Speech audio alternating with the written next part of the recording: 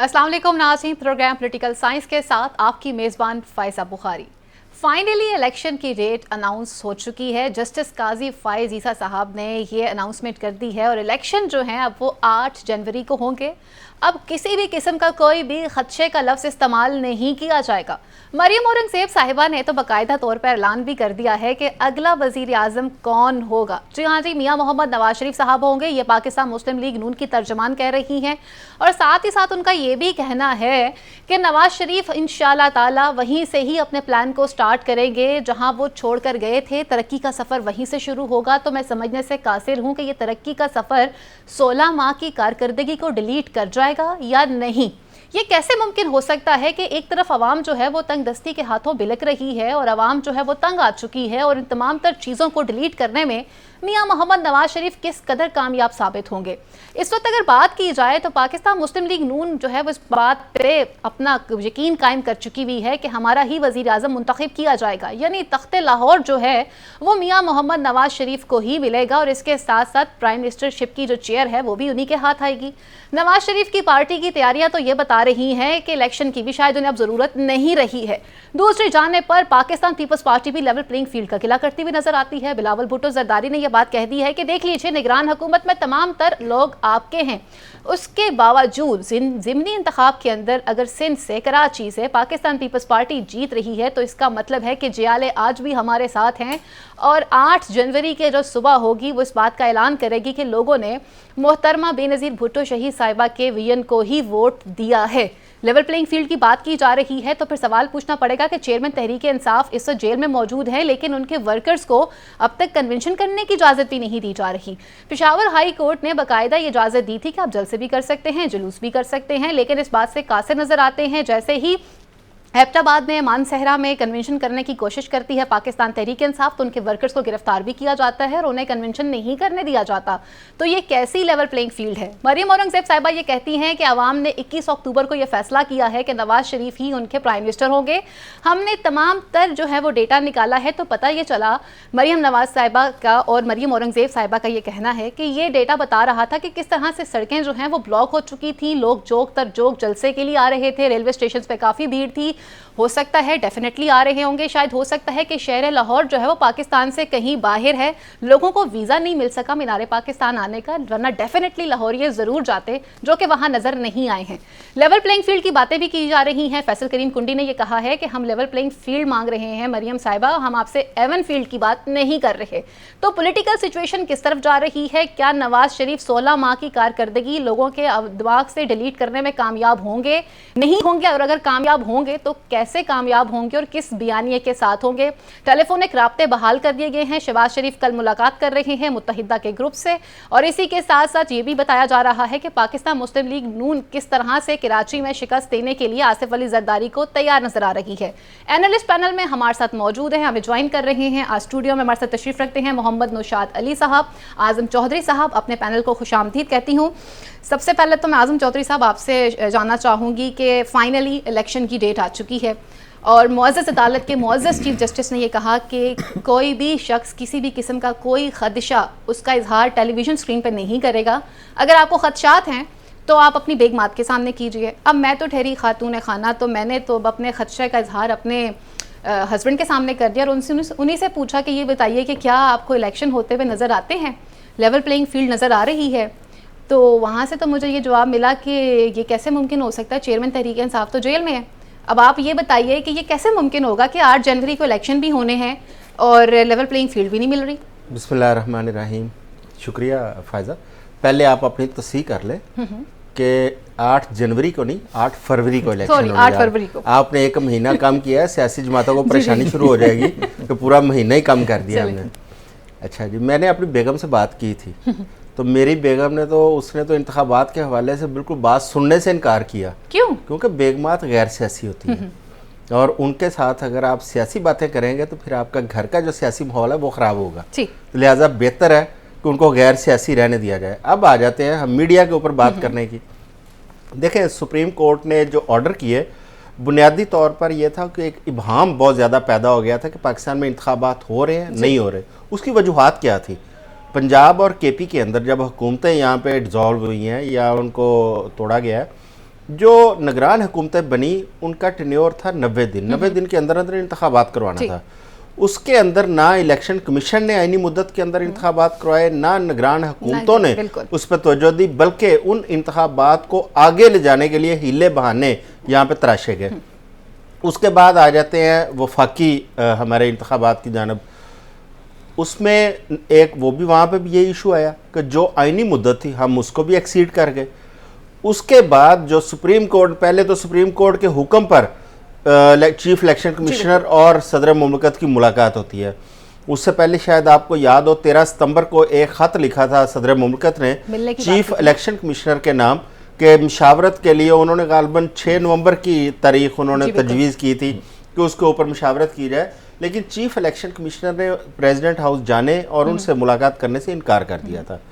और एक जो सुप्रीम कोर्ट के फैसले में हम देखें, तमाम तर ज़िम्मेदारी सदर मुमलकत पर डाली गई है कि आपने असम्बली तोड़ के गद्दारी के मुर्तकिब हुए, आपने इंतखाबात की डेट ना दे के आप कोताही के मुर्तकिब हुए। लेकिन वो तो एक खात पहले लिख चुके हुए थे। बहरहाल इलेक्शन कमीशन की जो खामियां या गलतियां हैं उसके ऊपर सुप्रीम कोर्ट की जानिब से कोई ऐसे अहकामात नहीं है। तो लिहाजा इबहाम इन चीज़ों की वजह से पैदा होते हैं और इबहाम रहना नहीं चाहिए। इंतखाबात के ऊपर तो मैं समझता हूँ कि एक आईनी मुद्दत है 90 दिन की, और ये डिबेट भी पहली बात तो यह है कि मैं इस चीज़ के हक में नहीं हूँ कि निगरान हुकूमतें हों। भाई आपका एक स्मूथ प्रोसेस होना चाहिए। दुनिया के बेशतर ममालिक में वहाँ पर निगरान हुकूमत को कंसेप्ट ही कोई नहीं है। आपने निगरान हुकूमतों का एक कंसेप्ट क्रिएट किया और हमने इस मौजूदा दौर के अंदर जो निगरान हुकूमतों को हमने देखा वो मुंतखब हुकूमतों उनसे ज़्यादा उन्होंने इख्तियारात भी इस्तेमाल किए हैं और उससे ज़्यादा उन्होंने हदूद का तजावज़ भी किया। लेकिन निगरान हुकूमतों की जो असल ज़िम्मेदारी थी 90 रोज़ में इंतखाबात करवाना, उस जानब ना निगरान हुकूमतें बात करती हुई नजर आई, ना इलेक्शन कमीशन। चले देर आए दुरुस्त आए, अल्लाह करके अगर वो डेट फाइनल होगी और सुप्रीम कोर्ट ने कर दिया। लेकिन मैं समझता हूँ कि ये मीडिया के ऊपर एक ये भी एक कदगन समझी जाएगी कि मीडिया उसके ऊपर बात ना करे। मीडिया इबहाम तो क्रिएट नहीं कर सकता और करना भी नहीं चाहिए। जो सुप्रीम कोर्ट के अहकामात है मैं समझता हूँ उसको हमें बिल्कुल ओबे करना चाहिए। लेकिन अगर हमें जो ग्राउंड रियलिटी है, ज़मीनी हकायक हैं, वो इंतखाबात की तरफ जाते हुए नहीं नजर आते तो जाहिर है उसको उजागर मीडिया ने करना है। इतनी पाबंदी नहीं लगाई जा सकती कि मीडिया, अगर इलेक्शन कमीशन की जानब से कोई तैयारियां नहीं हो रही, निगरान हुकूमतों की जानब से तैयारियां नहीं हो रही, तो कौन निशानदेही करेगा? मीडिया नहीं करनी है निशानदेही। निशात साहब, हमने तो एक शरारतन ये फिलर लगाया था कि 8 जनवरी की बात की थी कि बात ये थी कि हमारे शायद सियासतदान जो हैं वो थोड़े एक्टिव होते हुए नजर आए। लेकिन क्वेश्चन इज दैट कि ये रीज़न ही क्यों डेवलप होती है? हम ये देखते हैं कि इलेक्शन आने से पहले इलेक्शन की डिबेट की जा रही है और हिस्ट्री में पहली दफ़ा ये देखा जा रहा है कि निगरान सेटअप ख्वाह वो सूबाई लेवल पे हो या वफाकी लेवल पे हो, आइन की बात हर कोई ज़रूर करता है लेकिन वो लफ्ज़ी हद तक होती है, इससे आगे नहीं होती है। उस पर अमल दरामद क्यों नहीं है? देखिए, आप दोनों ने अपने अपने स्पाउसेस की बात की है, मैंने अपने स्पाउस की बात की तो वो माशाल्लाह PhD डॉक्टर हैं, वो जर्नलिस्ट भी एक तरह से हैं, मेरा लिखा वो उस्ताद है, वो उस्ताद है, फिर उस्ताद भी हैं, वो चेयरपर्सन है डिपार्टमेंट की पंजाब यूनिवर्सिटी में। उनसे बहस करूंगा, उनकी बात कोट करूंगा तो वो ज़रा हो सकता है कि बड़ी मुश्किल पेश आ जाए हम सबको, पैनलिस्ट को, उनको आसान अल्फाज में बयान करने का। देखिए बात क्या है, चंद चीज़ों से मेरा इख्तलाफ है। पहली बात तो ये है कि देखिए मारूजी हालात बहुत मैटर करते हैं। आपने देख लिया कि पंजाब का और KPK के मामलात के अंदर जिस तरह से उलझाव पैदा हुआ, फिर सुप्रीम कोर्ट ने जो उस पर फैसला लिया, पंजाब के इलेक्शंस की बात की गई, फिर आपको पता है कि वो पहले एक CM के मामले में, हमजा शहबाज के मामले में भी जो डिसीजन आया उस पर बड़ी आर्गूमेंट थे। गुज़िश्ता कुछ 4-5 साल में जो अदालत उज़्मा से कुछ ऐसे फैसले आए हैं जिन पर बहुत इख्तिलाफ राय पाया जाता है। ठीक है, अब वो किसी को पसंद है किसी को नहीं है, इस बहस में नहीं पड़ते। मामला ये है कि आइन के ऊपर अमल दरामद करना इसी तरह ज़रूरी है जैसे आपके लिए मुल्क के लिए किसी भी उसके सिस्टम को चलाने के लिए वो उसके अलावा और कोई रास्ता नहीं है, ये तय है। लेकिन आइन में बहाम मौजूद होते हैं और बाज़ औक़ात आपके जो मारूजी हालात होते हैं वो एग्जैक्टली उस तरह ट्रांसलेट नहीं किए जा सकते जिस तरह आपके आइन में मौजूद हैं। अब होता यह है कि अब ये अभी भी सुप्रीम कोर्ट ने फैसला नहीं दिया, सुप्रीम कोर्ट ने तारीख नहीं दी, आपके चीफ जस्टिस ने कैटेगोरिकली कहा है कि मैं तारीख नहीं दे रहा, ये बात मेंशन की गई है। इसीलिए उसका मकसद ये था कि कोई ये ना समझे कि सुप्रीम कोर्ट तारीख दे रही है। सुप्रीम कोर्ट ने सिर्फ इतना किया है कि जो मामलात कंट्रोल में नहीं आ रहे थे उनको कंट्रोल करके एक फाइनल डेट ले दी है कौम को। और उसके साथ एक लफ्ज़ जो अली ज़फ़र साहब ने उनको कहा कि आपने कहा था कि पत्थर पे लकीर होगी तो ये ज़रा इंश्योर कर लें, तो उन्होंने कहा बिला तात्तुल होंगे, यानी ये एम्बिगुइटी ख़त्म कर दी गई। अब जब ये एम्बिगुइटी ख़त्म कर दी है तो ये हो ही नहीं सकता कि अब इस पर बहस की जाए कि होंगे या नहीं होंगे। तो इससे तो निकल आना चाहिए, हमें इस बहस से निकल आना चाहिए। मेरे से बहुत से दोस्त सवालात करते थे कि जी इलेक्शन होंगे कि नहीं होंगे, नवाज शरीफ साहब ना हाथ तो नहीं होने लगा, कोई ये तो नहीं हो रहा, वो नहीं हो रहा। देखिए मैं आपको बताऊँ, नवाज शरीफ 3 दफ़ा के वज़ीर आज़म हैं, वो 3 दफ़ा इस मुल्क के वज़ीर आज़म रहे, वो यहाँ के हर सिस्टम को जानते हैं। अच्छा। वो उनको पता है कि यहाँ पे आपके जो पावर कॉरिडोर्स हैं उसके अंदर जो पावर्स हैं वो कहाँ कहाँ पे हैं, किस तरह से काम करती हैं, और उनमें जो बिल्कुल जवान होकर वो कहते हैं बूटे भी उन्होंने लाए जड़े ने उन्होंने दरख्त बन गए ना। अच्छा। वो इन चीज़ों को समझते हैं, वो ऐसे ही पाकिस्तान नहीं आए थे। सही। बेसिकली ये डिबेट उसी दिन खत्म हो गई थी जिस दिन नवाज शरीफ पाकिस्तान आ गए थे। मतलब आप ये कहना चाह रहे हैं कि डील कोई हो गई थी फिर? नहीं, इट्स नॉट अबाउट डील। मैं वो डील वाली बात भी आपके साथ करूंगा। मैं आपको सिर्फ बताना चाह रहा हूँ कि नवाज शरीफ अगर वापस आए हैं तो ये तय था कि इलेक्शन होने जा रहे हैं। ठीक है, मुझे ऐसा लगता है, मेरी राय है। हो सकता है आप इससे इख्तिलाफ करें। मैं उसकी तरफ भी आता हूँ। आप मुझे ये बताइए, मैं आप दोनों से सवाल करता हूँ, बड़ी मजे की चीज़ है, आप दोनों लाजवाब होने लगे। अगर वजीर आजम प्राइम मिनिस्टर नवाज शरीफ नहीं बन रहे तो कौन बन रहा है, बताएं, नाम बताएं। तो फिर ऑब्वियस ही बात है कि तो वहां फैसला करेंगे, ये मैंने तो फैसला नहीं करना। हम बताएं ना, फिर आप बंदा दें। हम क्यों ऑप्शन लेस हैं? एग्जैक्टली, हम क्यों ऑप्शन लेस हैं? आजम साहब, मैं उधर से बिलावल के लिए आपके साथ इस पे भी बात करूंगा, आपके इस सवाल का जवाब दो। आप मुझे सिर्फ नाम बताएं, छोड़ें, ये मेरा काम नहीं डिसाइड करना, आप मुझे बताएं। देखिए शहबाज शरीफ, मैंने आपसे कहा था मैं आपको लाजवाब कर दूंगा। नहीं, शहबाज शरीफ भी एक वज़ीर आज़म है। आप इस वक्त एक पार्टी बन के डिफेंड कर रहे हैं। मैं निशात साहब, हम तो रियलिटी में बात कर रहे हैं भाई। आप इतने कॉन्फिडेंस से आके कह रहे हैं कि हमारा वज़ीर आज़म अगला। नहीं, मैंने तो ये कहा ही नहीं। नहीं, मैं मरियम नवाज की और मरियम कह सकते हैं भाई, हर पार्टी कहती है। आपको ख्याल है बिलावल साहब को अपनी हालत का या हैसियत का या पीपल्स पार्टी को अपनी पोजीशन का नहीं पता? ग्राउंड्स पे तो यही हर बंदा ये दावा करेगा, इतने प्रोटोकॉल से आपको लाठीशाही किले में फिर हर बंदा ये दावा कर। मैं प्रोटोकॉल पे भी बात कर लेता हूं। अब मुझे जरा एक बात मुकम्मल करने दीजिए तो प्रोटोकॉल की भी बात कर लेते हैं। देखिए, तकनीकी एतबार से ये फैक्चुअल सिचुएशन, अगर आजम जोई साहब मेरे से कर सकते हैं, इसको चैलेंज कर सकते हैं तो जरूर करें। इस वक्त नून लीग के अलावा कोई पार्टी इस पोजीशन में नहीं है कि वो हुकूमत बना सके। मैं आपको बता रहा हूँ टेक्निकली, ये किसकी रिपोर्ट है? ये मैं बता रहा हूँ आपको। मैं किसी की रिपोर्ट नहीं दे रहा, मैं अपना तजिया दे रहा हूँ, मैं आपको एनालिसिस दे रहा हूँ। क्यों? उसकी वजह है, देखिए नून लीग की जो टक्कर की जमात थी ना, वो थी पीटीआई। ठीक है, दूसरे आप अभी थी समझते हैं? हाँ, मैं नहीं एग्जिस्ट करती है, मैं थी की बात कर रहा हूँ। 2018 के इंतखाबात में पहले नंबर पे तहरीक इंसाफ थी, दूसरे नंबर पे कौन सी जमात थी? नून लीग थी। तीसरे नंबर पे पीपल्स पार्टी थी, चौथे नंबर पे जेयूआई थी। देखिए मसला क्या है, मसला ये है कि इस वक्त पीटीआई जिस सिचुएशन से गुजर रही है, उस सिचुएशन के बाद मसला ये नहीं है कि उसके बाद वोटर नहीं है। आपको बड़ी मजे की बात बताता हूं, उसके बाद वोटर है, उसके बाद उम्मीदवार नहीं होगा। ये सबसे बड़ा प्रॉब्लम आएगा। जब उम्मीदवार ही नहीं होगा तो आप किसको खड़ा करेंगे और किसको जितवाएंगे? और अभी जो उम्मीदवार बचेंगे, नहीं करने देंगे तो फिर वो कैसे उम्मीदवार बचेंगे, उनका एक और प्रॉब्लम आएगा। वो ये प्रॉब्लम आएगा कि मैं आपको बता रहा हूं कि एक एक हल्के में 4-4 उम्मीदवार खड़े हो चुके हैं। चौई साहब ऐसे नहीं है, आप देख लीजिए नेशनल असेंबली के उम्मीदवार है वो क्यों? उसकी वजह यह है कि जो ऊपर का टॉप का बंदा है वो प्रॉब्लम में आ गया, जिसकी वजह से अभी तंजीम के अंदर प्रॉब्लम है। चूंकि उनकी तंजीम में प्रॉब्लम है, इसलिए पीटीआई थोड़ा सा शेकी पोजीशन में है। अभी उनको संभालने वाला भी हमारे सामने कोई नजर नहीं आ रहा। मिसाल का आपको ब्रेकिंग भी दे देते हैं। अभी बड़ा मसला बना हुआ है, लोग कह रहे हैं कि जी जो पीटीआई है वो परवेज अली साहब को जा रही है, कोई कहता है नहीं शाहमूद कुरैशी साहब को जाएगी। वो इन दोनों में से किसी के पास नहीं जानी, वो अब अलीमा खान के पास जा रही है, तो वो डिजर्व भी करती हैं। इस पॉइंट पे मैं आपको नहीं, मुझे बात कंप्लीट कर लेने देखिए, ये जो बात है नहीं मैं बताता हूं, ये जो प्रॉब्लम है ना, ये तकनीकी एतबार से। अब एक बात आपने कही जी 16 माह का मसला, अगर फर्ज करें, अब किसी को कहते हैं फर्ज करें कोई एबीसी बंदा है, वो बिस्तरे मर्ग पर पड़ा तो क्या करेंगे आप?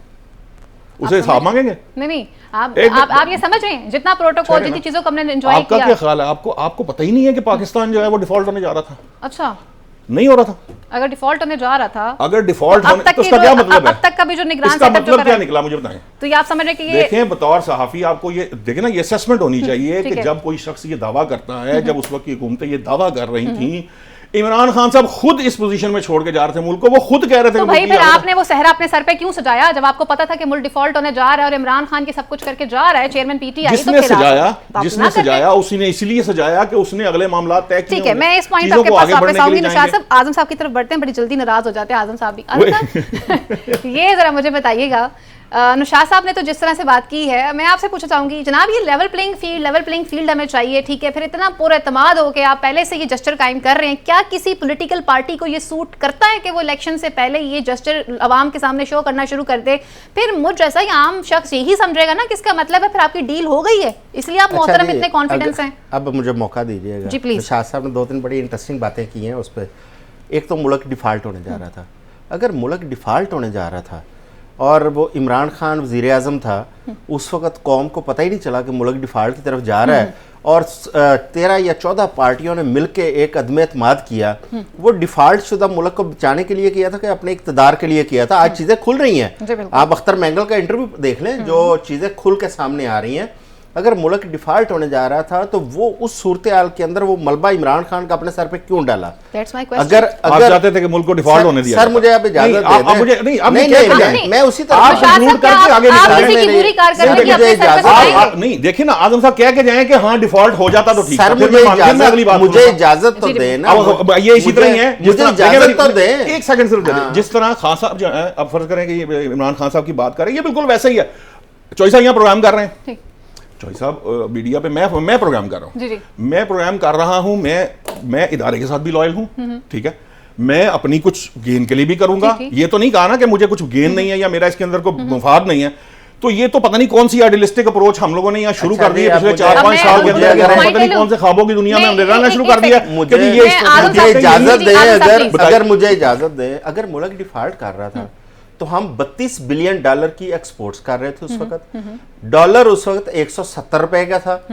उस वक्त मुल्क डिफ़ॉल्ट कर रहा था, या जब पीडीएम की गवर्नमेंट छोड़ के गई, जब डॉलर $325 रुपए का था, हमारी जो एक्सपोर्ट्स हैं वो 10 या 12 अरब डॉलर पे हमारी आ चुकी थी, क्या उस वक्त मुल्क डिफ़ॉल्ट कर रहा था? देखें एक मिनट, आप मेरी बात भी सुन लें। आप जो डिफ़ॉल्ट की बात है, ये तो सरासर एक झूठा बयानिया बनाने की कोशिश की गई जो बन नहीं पाया, जिसको इस मुल्क की 22-26 करोड़ जो अवाम है उसने बनने नहीं दिया। इन 16 माह की कारकर्दगी में हर चीज खुल के सामने आ गई। दूसरी बात, आप मियां नवाज शरीफ की बात कर रही हैं कि मियां नवाज शरीफ जब पाकिस्तान आए, आपने कहा जी कि उनको तयशुदा था, पता था कि इंतखाबात हो रहे थे। मुझे आपकी इस बात से एक जेस्चर मिला है कि मियां साहब वाकई डील करके आए थे। अगर कोई ऐसी उनका आना इस बात का सबूत है इन अ वे कि वो आ गए हैं, तो इसका मतलब इलेक्शन में, इसका मतलब ये नहीं कोई ऐसी उनको यकीन दहानी करवाई गई थी कि मियां साहब आपको क्लीन चिट दे रहे हैं। नहीं, जो बाहर एक जेस्चर आ रहा है, ये नून लीग खुद जेस्चर क्रिएट कर रही है मीडिया के सामने आके, जितना वो ये बेसिकली राना सनाउल्लाह के बयान मौजूद है, हम नून लीग की लीडरशिप को देख लेते हैं। नून लीग इस गेम में है कि अगर कोई थोड़ी बहुत कहीं गुंजाइश रह गई है ना, तो ये ऐसा तासुर क्रिएट करो कि हम ही हम उनके आने से पहले यही होता है। हम मियां साहब के आने से पहले के 2-3 चीजें कोट कर लेते हैं। शहबाज शरीफ साहब का बयान कि मैं आंख का तारा हूं, और राना सनाउल्लाह साहब का बयान कि मुस्लिम लीग नून को मियां नवाज शरीफ को क्लीन चिट मिल चुकी है। देखिए, चीजें तो पहले से नजर आ रही थी। जेलों में जाते हैं, सारे जो हैं वो टूट के गिर जाते हैं, ये आपने देखा है। दूसरी बात आपने कहा है कि इस वक्त कोई मध्यम काबिल नहीं है और कोई सेकंड ऑप्शन नहीं है। क्यों ऑप्शन नहीं है बताएं? आप देखें, जब आपको याद होगा कि यूसुफ रजा गिलानी साहब को जब निकाला गया कोर्ट के जरिए, तो उनकी जगह पे ऑप्शन मौजूद थी। राजा परवेज अशरफ वज़ीर आज़म बने। उससे आगे आता हूं, डिफरेंट बात कर, उससे आगे आता हूं। आप माशाल्लाह सर आगे आता हूं, सर आगे आता हूं। सर आप नवाज शरीफ नहीं, आप एप्पल ऑरेंज इकट्ठे ना करें। इलेक्शन और बात है, नहीं इलेक्शन बिल्कुल डिफरेंट। मैं आपकी बात से आप मेरी बात सुन लेना, मैं जरूर सुनूंगा। मेरी बात में सुन लेना। आप सिटिंग प्राइम मिनिस्टर को निकालना और एक बंदे को खड़े करके प्राइम मिनिस्टर पार्टी बना रहे हैं, मेरी बात तो सुन ले एक मिनट। जब मियां नवाज शरीफ को वजारत उज़्मा से 2017 में निकाला गया, उसके बाद शाहिद खान अब्बासी आए, क्या उनकी परफॉर्मेंस में कोई खराबी थी जिससे मुस्लिम लीग नून को या इस मुल्क को नुकसान पहुंचा? उसका तो मुस्लिम लीग नून जिक्र ही नहीं करती उनके 1.5 साल का 2 साल का। उसके बाद अच्छा ऑप्शन की बात कर रहा हूं, उसके बाद मियां शहबाज शरीफ भी वज़ीर आज़म बने, तो क्या शहबाज शरीफ साहब की परफॉर्मेंस का कोई बहुत इशू था मुल्क को और उनकी पार्टी को नुकसान पहुंचा कि वो भी ऑप्शन नहीं रहे? उसके बाद आ जाते हैं पीटीआई की जानिब। मैं नून लीग को एज ऑप्शन बात कर रहा हूं, अगर मैं पीटीआई की जानिब आ रहा हूं, मेरी बात तो आप मुकम्मल होने दें ना। अब जरा पीटीआई की जानिब आते हैं।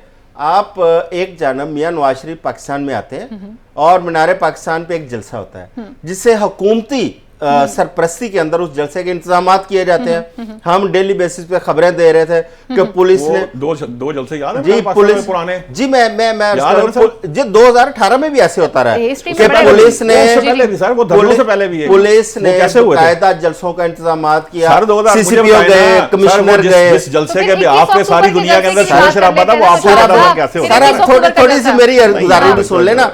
उसी दिन जिस दिन मियां साहब का जलसा हो रहा था, उसी दिन पीटीआई को एक कॉर्नर मीटिंग की डीसी इजाजत देती है। ठीक है, जब उसको इजाजत देती है, 1-2 दिन बाद वो पीटीआई का एक कॉर्नर मीटिंग थी कान्हा के अंदर, वहां पे लाहौर की आधी पुलिस पहुंची हुई थी, 20 से 25 लोग थे उनको उठाने के लिए। अभी कल की बात है, मासेरा के अंदर जो कुछ हुआ है, वहां पे आजम स्वाति का वो भतीजा या भांजा है, उसको उठाया। देखिए आप ये जो बात कर रहे हैं ना, ऑप्शन मौजूद होती है। अगर आप किसी को इंतखाब नहीं लड़ने देंगे, नहीं देंगे। अच्छा, ब्रेक में जाने से पहले मैं जाती तौर पे कहता हूं कि मेरा एक छोटा सा सवाल भी है, मासूमाना सवाल है। आप अंदर रखकर या इलेक्शन प्रोसेस से बाहर अच्छा, ना करें समेत बशमूल एक मासूमाना सवाल। हमने प्रोग्राम का स्टार्ट किया, हमने प्रोग्राम के स्टार्ट में एक फिलर के तौर पे बात की कि जी 8 जनवरी को इलेक्शन हो रहे हैं, जबकि 8 फरवरी की डेट सबके सामने थी, जिस पे एकदम से नहीं मैं आपको बात देखिए रिजिस्ट आता आगे थे कि जी देखिए आपने गलत डेट बता दी। मैं भी नहीं मानूंगा, आप मुझे मर्जी का कवर दीजिए, मुझे बता दीजिए हाउ इट कुड पॉसिबल कि आपकी पार्टी आपके आने से पहले ये क्लेम कर रही है कि फलां डेट से पहले हमने आना है। ठीक है, आपने क्लेम सुना? मैं उनके क्लेम में डिफरेंस देखे ना, आप आ रहे हैं, आपको बायोमेट्रिक भी एयरपोर्ट पे मिल रही है, फिर साबिक वजीर आज़म में से ट्रायल में भी है ना, आप उसको भी फिर वो देना, फिर लेवल प्लेइंग फील्ड तो ये कहती है। देखें, how it could possible, party भी यही दावा करेगी, आपको तो अभी पता नहीं है, अभी तो आपको ये वो जो है ना, वो जो सूबाई सतह पे जो पार्टी है, वो भी जीडीए भी दावा करेगी कि हमारा प्राइम मिनिस्टर आ रहा है। सियासत ख्वाब दिखाने का नाम है, ठीक है ना, लीडर जो है वो ख्वाब दिखाते हैं। क्या बिलावल भुट्टो जरदारी के बाहर थे? स्टेटमेंट्स ये मैंने तो आपको तकनीकी एतबार से कहा था, चौधरी साहब ने मुझे उसकी तरफ वो नहीं, क्या उनको हेलीकॉप्टर के जरिए शाही के लिए लेकर आए थे? उन्होंने वो बात नहीं, सारों को जाते रहे जनाब, और लोग तो हेलीकॉप्टर दफ्तर आते जाते रहे, आप मेरे से क्या बात कर रही हैं? तो ये कौन सी बात है, हेलीकॉप्टर किसी ने और नहीं, तो यहाँ पे जहाजों में थाईलैंड से फ्रूट और सब्जियां भी आया करती है। हेलीकॉप्टर मुझे तो ऐसा लग रहा है जैसे आपकी जेब से पैसे निकलवा के हेलीकॉप्टर लिया, 2 भाई हेलीकॉप्टर पल्ले से डाला हुआ हेलीकॉप्टर पे आए, चाहे शटल सर्विस पे आए, चाहे वो किसी पे भी आए, हमारा क्या? फैजा साहिबा थाईलैंड से एक बंदा है, आप उसको इतना प्रोटोकॉल दे रहे हैं। बात तो सुन ले फैजा साहिबा, थाईलैंड से एक जहाज में सब्जियां और फल पाकिस्तान में आया करता था, और फिर उसको हेलीकॉप्टर में लोड करके लाहौर के अंदर एयरपोर्ट से रायवेंड के इलाके में हेलीकॉप्टर में पहुंचाई जाती थी। आप उस बंदे के पीछे नहीं भागते यार, जिसका खाना पीना जो है वो थाईलैंड से उसके अंदर है, उसके पीछे भागे ताकि को आपका कोई तरक्की हो। तुसी सारी जिंदगी सैकल रेडियां पे रहना है, लेकिन आप उन लोगों के पीछे क्यों नहीं चलते जो कामयाब लोग हैं? यहाँ पे कहनी पड़ेगी ब्रेक पे जाने से पहले कि जिस तरह से हम लेवल प्लेइंग की फील्ड की बात कर रहे हैं ना, तो डेफिनेटली यकीन मानिए कि फिर पीपल्स पार्टी का चीखना चलाना आप समझ में आना शुरू हो चुका है कि वो भी कह रही है कि हमें लेवल प्लेइंग फील्ड का मौका नहीं दिया जा रहा, और ये किस तरह की लेवल प्लेइंग फील्ड है। ये निगरान सेटअप में भी लोग आपके बैठे हुए हैं, और आप फिर हमारे पास ये दावा कर रहे हैं कि जी हम जीतेंगे, हमने इलेक्शन जीतना है। अगर इसी तरह का तहफ़्फ़ुज़ रहा तो तमाम तर पार्टीज़ के तहफ़्फ़ुज़ात कैसे दूर किए जाएंगे, क्योंकि इलेक्शन जीतने के बाद हर पार्टी जो अपोजिशन में आती है उसके तहफ़्फ़ुज़ात होते हैं। यहाँ लेते हैं मुख्तसर सी ब्रेक और फिर आगे प्रोग्राम को बढ़ाते हैं।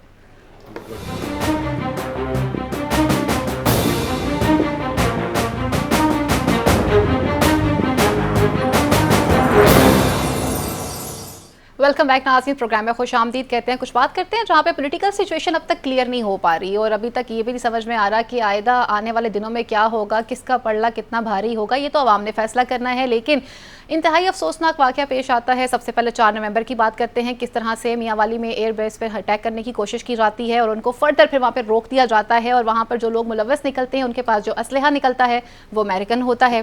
फिर इसी तरह से आज हमने देखा कि खैबर पख्तूनख्वा में 2 अटैक किए जाते हैं, लकी मरवत में और वादी तीरा के अंदर। जिस तरह से दुश्मनों की कार्रवाई को रोका गया है, टेररिज्म को रोका गया है, दहशतगर्दों को हम जवाब देते हुए हमारे बहुत से फौजी जवान जो है उसमें शहीद भी हुए हैं। क्वेश्चन यहाँ पे ये बनता है कि कुछ लोग डिबेट कर रहे थे सोशल मीडिया के ऊपर कि जी ये कैसे मुमकिन हुआ कि एकदम से आपने अफगान महाजरीन का जो है इनखला शुरू कर दिया है, ये अच्छा स्टेप नहीं था, मौसम जो है वो ख़राब है, जो हमने अपने प्रोग्राम में भी कई दफ़ा इन चीज़ों को डिस्कस भी किया। लेकिन जब कभी भी ताना बाना जोड़ा जाता है तो हमेशा सुराग एक ही जगह से मिलता है, और वो हमारे पड़ोस में ही उनकी सरजमीन को पाकिस्तान के अगेंस्ट इस्तेमाल किया जा रहा होता है। ये सिलसिला आखिर कब तक चलेगा? और जब भी पाकिस्तान के अंदर चीज़ें स्टेबल होना शुरू होती हैं, हम किसी अच्छी चीज़ की तरफ बढ़ रहे होते हैं, फ़ौरन उसी वक्त इस तरह के अटैक्स का सामने आना और इस तरह की चीज़ों को क्रिएट करना, ये किस तरफ पोजीशंस को लेके जा रहा है? हमने इलेक्शन भी करवाने हैं, हमने इकॉनमी भी ठीक करनी है, हमने अपनी रेपुटेशन भी ठीक करनी है और उसके साथ साथ इस तरह की कार्रवाइयों को भी रोकना है। नुशात साहब, पहले तो हम अपने पहले इशू को कंक्लूड करते हैं, कुछ बात कर लेते हैं पॉलिटिकल सिचुएशन के हवाले से, क्योंकि चीज़ें अभी तक क्लियर नहीं हो पा रही हैं, क्योंकि हर पार्टी यही क्लेम कर रही है कि प्राइम मिनिस्टर हमारा होगा। आसिफ अली जरदारी कहते हैं कि जी आप देखिएगा इलेक्शन की सुबह आपको पता चल जाएगा 8 फरवरी को नविश्ता दीवार होगा कि बिलावल भुट्टो जरदारी ही प्राइम मिनिस्टर हैं। हर बंदा अपनी अपनी तैयारी में है। फिर जो वो छोटे छोटे ग्रुप्स बने थे, मुस्तफ़ा नवाज़ खोकर भी एक प्रेशर ग्रुप बनना चाह रहे थे, जहांगीर तरीन भी सामने आए, तो इन लोगों का फ्यूचर फिर क्या होगा?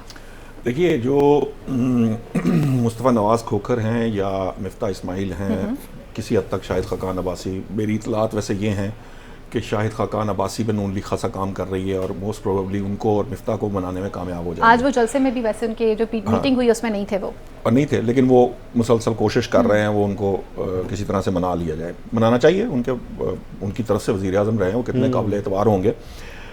लेकिन पहले मैं आपको दो चीज़ें ज़रूर बताऊँगा जो जिसकी तरफ हम तवज्जो नहीं देते। लेकिन मैं आपको ये बता दूं कि इस वक्त जो बातचीत चल रही है वो ये है कि पीपल्स पार्टी पंजाब में, पीपल्स पार्टी, नून लीग और IPP, इसके दरमियान सीटों की एडजस्टमेंट के लिए बातचीत चल रही है। वो तमाम जगह जहां पे इलेक्टेबल्स इलेक्ट नहीं हो सकते IPP की तरफ से सॉरी, और नून लीग भी कमज़ोर है, वहां पे पीपल्स पार्टी के उम्मीदवारों को नून लीग और IPP की सपोर्ट होगी। क्यों? वजह यह है कि जो बात इन्होंने आपस में तय की है वो ये है कि अगर ये मैदान खुला छोड़ेंगे या थोड़ा सा भी रूम देंगे तो फिर PTI, चूंकि PTI की वोट बेस अपनी जगह मौजूद है, उसको वो भी इंटैक्ट है, तो वो लोग उसका एडवांटेज लेंगे। खासतौर पे MNA की सतह पे ना भी हो सके, लेकिन MPA जो है ना उसमें बड़ी प्रॉब्लम आएगी और फिर पंजाब गवर्नमेंट बनाने में बड़ा मसला होगा। सो ये इस वक्त तक की ये जो पंजाब की सतह तक ये मामला है, यही सेम फॉर्मूला अपनाया जाएगा आपका KPK के अंदर परवेज खटक साहब की पार्टी के साथ, और यही फॉर्मूला GDA और MKM के साथ मिलकर JUI फे और ये मिला के बना रहे हैं, जो जिसके अंदर उनकी कोशिश ये, असल में इन तमाम जमातों की कोशिश ये है कि ये आपस में जो भी मिल बांटें वो उसका तय कर लें, जो भी इनको मिल सकता हो मिलने के एक का जो भी हिस्सा किसी को मिलना है, लेकिन PTI को किसी सूरत कोई ऐसी सिचुएशन ना बने, खास तौर पर वो किसी ऐसे लेवल पे ना आए जहां वो कल को मैटर करे। ये इनका एक मेजर एरिया। अब मैं बता रहा था कि नून लीग का मामला ये है, दो चीजें बड़ी इंपॉर्टेंट हुई हैं। एक तो नून लीग ने बड़ी गलती की है, अब ये नून लीग की बहुत खुशी हुए होंगे ना मेरी बात सुन के। अब ये बताता हूँ, मियाँ नवाज शरीफ साहब ने मंशूर जो होता है ना, मंशूर, वैसे तो वो हमारे मेजर आमिर साहब हैं, उन्होंने एक किस्सा सुनाया था, लतीफ़ा मैं सुना नहीं सकता टीवी पे मंशूर के बारे में, लेकिन मंशूर बड़ी अहमियत का हामिल है। मंशूर कमेटी का जो मामला है ना वो प्रॉब्लमेटिक हो जाएगा नून लीग के अंदर। उसकी वजह यह है कि असूली तौर पे मेरी नज़रिए में राय है, ये एहसन इकबाल साहब को और इसहाक डार साहब को मिलकर इस पे काम करना है। एहसन इकबाल इसलिए कि वो प्लानिंग के इनके मिनिस्टर रहे हैं और वो प्लानिंग का सारा काम उन्होंने विजन 2025 भी दिया था, और एहसन इकबाल साहब इन चीज़ों को बहुत अच्छे तरीके से समझते हैं। जो इसहाक डार साहब है उनका होना इसलिए ज़रूरी है कि मईशत के मामला संभाले, को मईशत ही वो प्रायोरिटी है जो अगली हुकूमत, और इलेक्शन भी मईशत के ब्याह पे होना और इसके ऊपर परफॉर्मेंस भी सबके सामने है। जो इस वक्त मंशूर कमेटी तश्कील, वो लफाजी से शायद वो मामला बन नहीं पाएगा, जो मैं क्लियरली बात नहीं करना, वो हो सकता है उनकी चॉइस जो भी उनकी है, लेकिन मुझे लगता है कि ये एक बड़ी जो मियाँ साहब ने मेजर गलती की है, जिसकी चीज़ें आगे अभी नजर आनी शुरू होंगी, पार्टी में भी इस पर डिस्कशन शुरू हो गई है। और दूसरी सबसे आम बात यह है कि ये जो आप बात कर रहे हैं ना कि ये सारे मिलकर एक महाज, ये ऊपर से जो गुफ्तगू कर रहे हैं, ये सियासी जो स्टंट है, ये गुफ्तगू का, ये आपको 100% नूरा कुश्ती है। लेकिन इनकी जो कोशिश है ना, ये जितना दबाने की कोशिश कर रहे हैं PTI को, जितना उनके ऊपर प्रेशर डाल रहे हैं, उतना ही वोटर का अग्रेशन भी बढ़ेगा और उसका रिएक्शन भी आएगा। तो जब रिएक्शन आएगा वो शायद इनके लिए कैलकुलेटेड उतना ना हो, ये सीटें तो कैलकुलेट कर सकते हैं लेकिन ये वोट कैलकुलेट नहीं कर पाएंगे। सो इसलिए इनको थोड़ा एहतियात से काम लेना चाहिए। तमाम लोगों को, जितने भी स्टेक होल्डर्स हैं, उनको समझना चाहिए कि चीज़ों को उनके प्रॉपर जो नेचुरल कोर्स है ना उस पर जाने देना चाहिए। यही जो इंजीनियरिंग है, यही जो प्रॉब्लम है जिसकी हम पहले 2018 में बात करते थे, 2017 में बात करते थे या उससे पहले करते थे, फिर वही काम अगर होगा तो फिर मसाइल होंगे और कल को इलेक्शन के लिए भी नतीजा मानना भी बड़ा मसला होगा। आपका पॉइंट बहुत वैलिड है और इसके ऊपर ही तमाम लोगों का इकट्ठा होना चाहिए। राजा परवेज अशरफ साहब भी कहते हैं कि तमाम स्टेक होल्डर्स को इकट्ठे होकर बैठना चाहिए। साद रफीक ने भी ये बात कही है कि जी देखें, हम इस पे बात नहीं करते कि कौन कौन सानेहा 9 मई में मुलविस था, वो तो कोर्ट्स ही फैसला करेंगी, लेकिन हम ये समझते हैं कि सबको ग्राउंड मिलना चाहिए और सबको आपको आके फ्रंट पे बात करनी चाहिए। आजम साहब, आप किस तरफ जाते हुए चीज़ों को देख रहे हैं, क्योंकि जैसे उन्होंने बात की निशात साहब ने, क्या ये वाकई में नूरा कुश्ती क्रिएट की जा रही है और अंदरूने खाते सिस्टम कुछ और चल रहा है? फिर कह रहे हैं पीपल्स पार्टी जो है वो तहरीक इंसाफ के साथ भी इल्हाक कर सकती है। सियासी लोगों की ये जो है ना गुफ्तगू, इसको सीरियस मत लें। उनके कौलो फेल में बड़ा वाज़ेह तज़ाद है। एक जानब वो कहते हैं कि तमाम पॉलिटिकल स्टेक होल्डर्स को मैदान में होना चाहिए, दूसरी जानब एक पार्टी को दीवार के साथ लगाने में सारे पेश हैं। अब मुझे निशात साहब की गुफ्तगू से जो एक तासर मिला है, भाई इन सारी पार्टियों ने इलेक्शन किसके खिलाफ लड़ना है? ये तो सारे मिलके अलायंस में जा रहे हैं। पीपल्स पार्टी, नून लीग, JUI, इस्तेकाम पाकिस्तान, ये सारे अलायंस में जा रहे हैं। इलेक्शन लड़ किसके खिलाफ रहे हैं? अगर PTI के खिलाफ नहीं लड़ रहे, PTI मैदान में नहीं है, PTI को उसके उम्मीदवारों को टिकट नहीं लेने दिए जाएंगे, उनकी लीडरशिप को गिरफ्तार कर लिया गया है, जो 9 मई में मुलवस है उनको तो लहदा करें। जो बाकी लीडरशिप है वो एक कॉर्नर मीटिंग नहीं कर सकते, तो उनके लिए तो कोई मैदान नहीं खुला। तो मुझे तो ये लगता है ये पाकिस्तानी अवाम के खिलाफ इलेक्शन लड़ रहे हैं, क्योंकि एक तरफ अवाम की जो राय होगी, दूसरी जानब ये सियासी पार्टियां जो मिल के, तो इससे बेहतर है कौम का अरबों रुपया बचाएं, एक कमरे में बैठे, वहां पे पर्चियां डाल लें, अपनी अपनी सीटें तकसीम करें और इस मुल्क को चलाएं।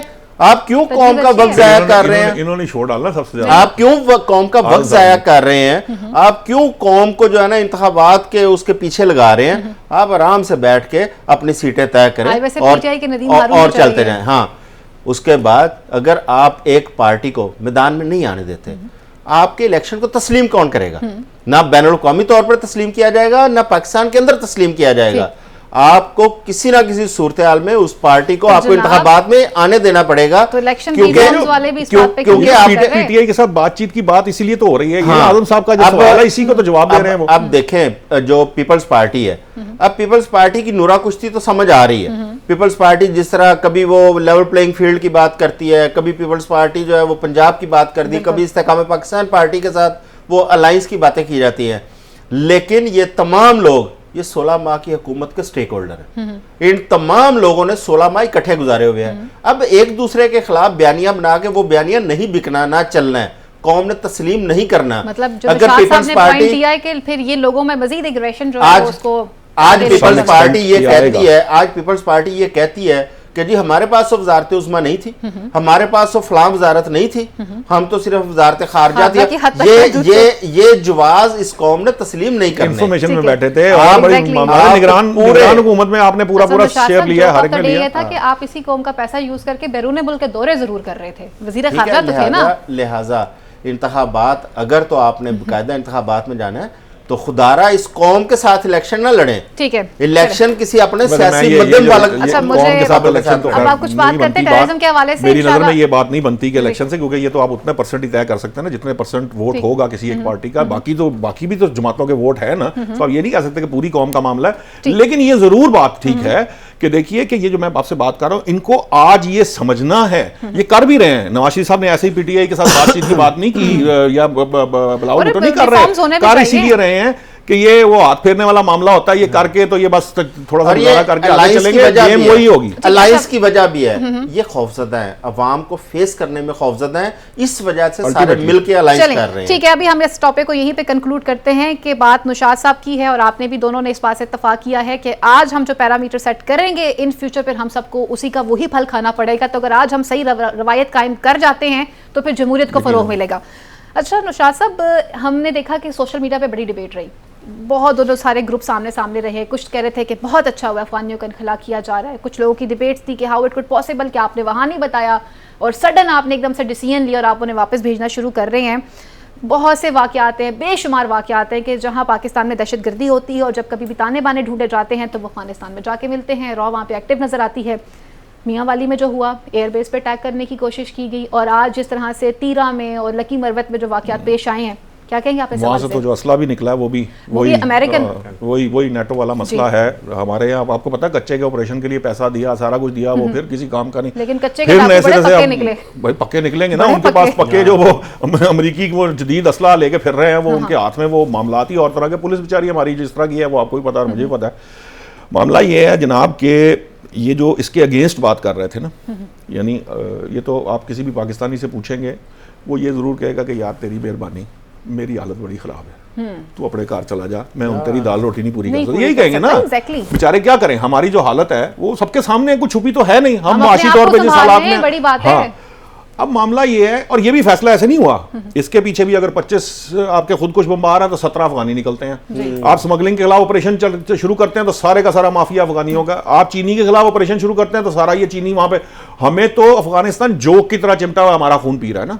ये मुहाजिरीन तो एक साइड पे हैं, ये जो बाकी मामला है इन्हीं की आप पे तो ये सारा कुछ सामने है। हाँ, मैं ये जरूर कहता हूँ, ठीक है, हमने जो वो अंसार महाजिर वाला मामला था, हमने वो पॉलिसी भी रखी, हमने दिहाइयाँ इनको बर्दाश्त किया, ठीक है, इज्जत के साथ हमें उनको वापस भेजना चाहिए, लेकिन ये मैं किसी सूरत नहीं कहूँगा कि उनको वापस नहीं जाना चाहिए। हर गैर मुल्की, आप अफगानिस्तान में इस तरह रह सकते हैं, पाकिस्तानी जाके दिखा सकते हैं, पाकिस्तानियों का हाल देखें, हमारे साथ जो सलूक कर रहे हैं, आप जो उनकी वीडियोस देखा करें जो वो करते हैं, या हमारी करेंसी से जो उन्होंने सलूक किया था जब एक वक्त आया था, मैं तो वो वीडियो कभी जिंदगी में मुझे नहीं भूलेगी। और जिस किस्म की थ्रेट्स आते हैं, आप देखें ईरान ने कैसे ट्रीट किया, तुर्की ने कैसे ट्रीट किया, रेफ्यूजीज को दुनिया में कोई रेफ्यूजी इस तरह नहीं करता, कैंपों से बाहर नहीं निकलने देते, यहाँ तो ये हमारे घरों तक, ये जो पंजाब के अंदर तक आ गया प्रॉपर्टी।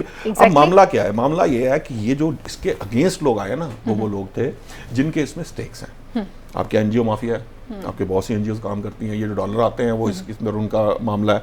फिर जो ये अभी आज मैं एक छोटी सी खबर देख रहा था कि ये इतने हजार बच्चे वापस गए तो पोलियो वैक्सीन हमें कम लेनी पड़ेगी, तो उससे जो केपीके का बजट है उस पर फर्क आएगा। तो पॉलिटिकल स्टेक होल्डर्स भी तो उस पे रहे हैं ना, रहे होंगे, बिल्कुल रहे होंगे। मैं तो किसी को वो नहीं कहता, यकीनन। तो आपका ख्याल है ये जो माफियाज काम करते हैं बगैर उसके कर लेते हैं? पॉसिबल ही नहीं, ये पॉसिबल ही नहीं होता। कानून और हुकूमत और अरबाब इख्तियार अगर किसी की चीज के अंदर इन्वॉल्व नहीं है, आप यहाँ पे बाहर निकल के ये सामने अभी जाएं, ये गार्ड की पकड़ के गन चला के जरा एक फायर करे, देखिए कहां से पुलिस आपको पकड़ने के लिए आएगी। You are absolutely right. तो वो लोग जो जिनको आता था वो यहाँ खड़े होकर फायरिंग किया, वो बंदे मारते हैं, किसी ने पूछना नहीं होता, पूछने वाला नहीं है। इस्लामी निजाती कौंसिल की तरफ से भी एक फतवा सामने आया है, दहशतगर्द जो है उसका लिंक वाकई में ना तो किसी मजहब के साथ है, ना किसी फिरका के साथ है, उससे दूर दूर तक कोई लिंक नहीं है। बात नौशाद साहब वाली है, हमने डू मोर बहुत कर लिया, कि हमने जब भी देखा डू मोर का मुतालबा हमसे ही किया जाता रहा है। सरजमीन अफगानिस्तान की है, लोग वहाँ के इस्तेमाल किए जा रहे हैं, असलहा अमेरिका का है, ये पाकिस्तान के साथ आखिर कब तक चलेगा? और हमारे जवान जिस तरह से, अल्लाह ना करे अगर वो अपने मंसूबे में कामयाब हो जाते, खुदा ना ख्वास्ता, जिस तरह से वो एयरबेस पे उन्होंने अटैक करने की कोशिश की है, आज़म साहब हम इस चीज़ के क्या मुतहम्मिल हैं? अच्छा, मैं एक तो बड़ा ही अच्छी उन्होंने निशानदेही की है, जो अफगानी इनके पीछे इन स्टेक होल्डर्स हैं जिनका मुफाद वाबस्ता, देखें उसमें पॉलिटिकल लोग भी हैं, जो नौशाद साहब को टाइम नहीं आपने दिया, वो जिक्र नहीं कर पाए। महमूद अचकज़ई वो अफगानियों के वोटों के ऊपर इलेक्शन लड़ते हैं। मौलाना फजलुर रहमान उनका बहुत बड़ा पॉलिटिकल स्टेक है अफगानी, उन्होंने बहुत सारे अफगानियों के वोटों पर इलेक्शन लड़ते हैं। इस तरह और भी बहुत सारे लोग हैं। अब मैं आता हूँ अफगानियों का जो पाकिस्तान में ये दोबारा दरअंदाजी शुरू हुई है, टेररिज्म, ये आप जाएँ 2022 के आगाज़ से लेकर मिड तक पाकिस्तान के मुज़ाकरात हो रहे थे तालिबान के साथ, और उसमें अफ़गान गवर्नमेंट उसके वो करवा रही थी, फैसिलिटेट वो कर रही थी काबल के अंदर। एक टाइम आया कि वहाँ पे डेडलॉक आ गया पाकिस्तानी हुकूमत और तालिबान के दरमियान। उन्होंने एक मुतालबा किया कि हम पाकिस्तान आएंगे, इक्विप्ड आएंगे असला समेत, और वो असला उनके पास कौन सा था, ये जो आप देख रही हैं अमेरिकन, ये अमेरिकन असला था, और इतना जदीद असला था कि जो कि हमारी सिक्योरिटी फोर्सेस के पास भी नहीं था।